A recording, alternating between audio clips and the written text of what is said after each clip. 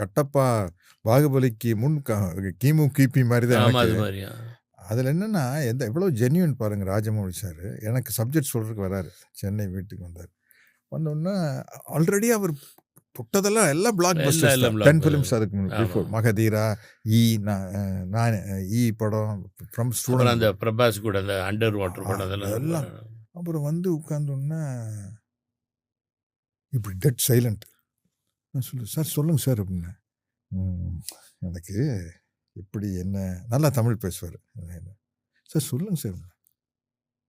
ஒரு ஷாட்டில் நீங்கள் பிரபாஸ் கால் எடுத்து தலையில் வைக்கணும் ஓகேவா அப்படின்னு எடுத்தோன்ன கதையை சொல்ல.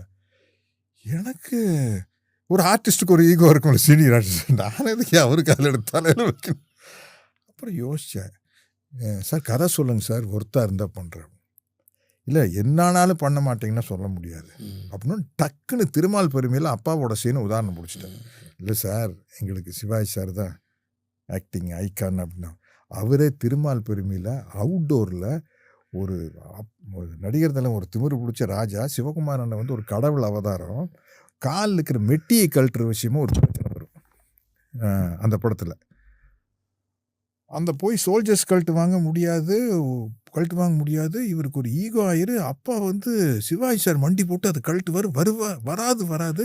அவுட்டோரில் நடக்கிற சீன் என்னதான் கிளீன் பண்ணாலும் அங்கே மண்ணில் வச்சுருப்பாங்க. சிவகுமார் நான் சொன்னது எங்கேயோ திருநீர்மலையிலேயே எங்கே எடுத்தாங்க. ரொம்ப அந்த கால் விரல் எடுத்து வாய் இழுப்பாள்.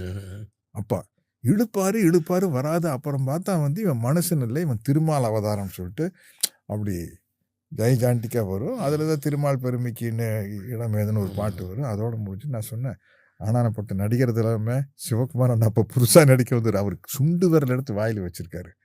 ஸோ கன்வின்சிங்காக இருந்தால் பண்ணுறேன் சார். ஃபுல் கதை சொன்னார்.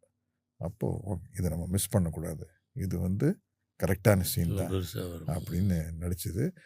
நடிக்கும்போது படம் பிளாக் பஸ்டர் ஆகுன்னு கான்ஃபிடன்ஸ் இருந்தது சார். இவ்வளோ பெரிய அளவில் வேர்ல்டு ஃபுல்லாக ரீச் ஆகணும். இன்னும் ஐ திங்க் இந்தியாவில் நம்பர் ஒன்